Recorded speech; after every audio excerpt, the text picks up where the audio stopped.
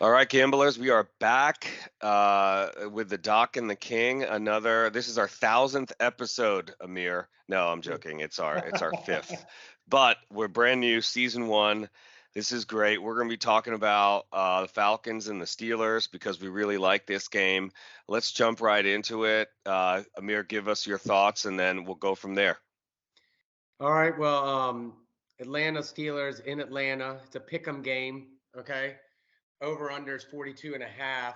Um, this game is close to your heart, Doc, Yep. in your backyard here. So we got to take the birds here. I love Atlanta here. Okay.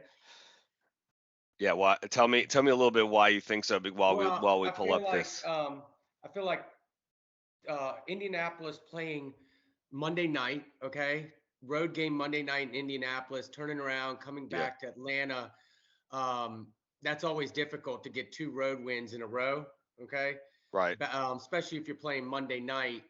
Um, Also, I feel like Atlanta is definitely got more to play for, even though the Steelers have been playing better. They have a rookie quarterback. Um, and I just feel like Atlanta has a lot more to play for. And I feel like Atlanta was the better team last week and lost Right. by kind of a fluke at the end. I think they're just a Right. motivated team ready to go. Yeah, and if you look at the injury data, this couldn't agree with you more. The Falcons are super healthy. Look at that team health score of Yeah. 8.92. This late stage of the year, you rarely see anything above an 8.5, and so they're 8.92, and their offensive skills players are 9.43, which Yeah. is everyone is It's pretty crazy. healthy, et cetera. But then on the other side of the ball, you see the Steelers. Their defensive line is poor, and their defensive secondary is 3.5, so it's close to poor but moderate.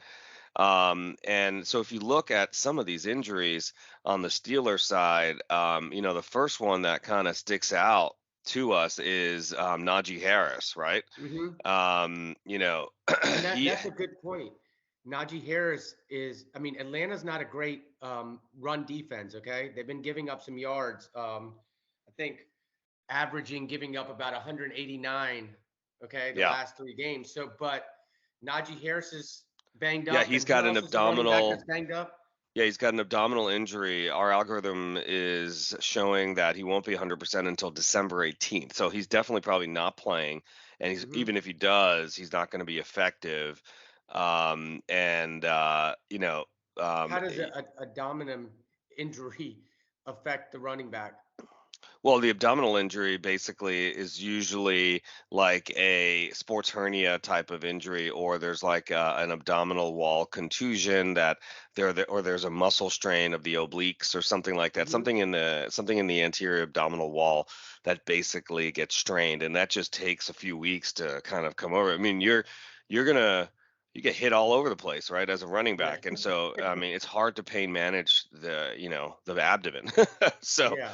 but look at again. I mean, Miles Boykin, a wide receiver, 5 out of 10, abdomen injury as well. Like at 12 on December 11th, healthy to return, right? So, I mean, you've got some really key injuries in this spot, and you can see almost every single one of their Look at defensive TJ second. Watt. Look at TJ Watt. Yeah. If you look at T.J. Watt, yeah, 5 out of 10. Chest Yeah. injury, so he's probably got like a chest contusion, like a pectoralis or something like that. December 14th, healthy to return, right? I mean, so I mean, their defense is really banged up, and their defense is banged up. The line is virtually a mobile hospital, you know, and their defensive secondary is close to being one, etc. Even though their offensive line is that good at 4, it's still not great. And the only thing really positive is that their quarterback, their main wide receiver, and their third string running back is healthy, right? Yeah. So, the data supports the Falcons here in a And I pick'em just think game. the So, Falcons have a better team and a better quarterback at this time. Okay. correct. Mariota Yeah, is still a good player. Okay. He's going to run the ball. And when you look at that defensive line, Mariota will be able to run the ball too.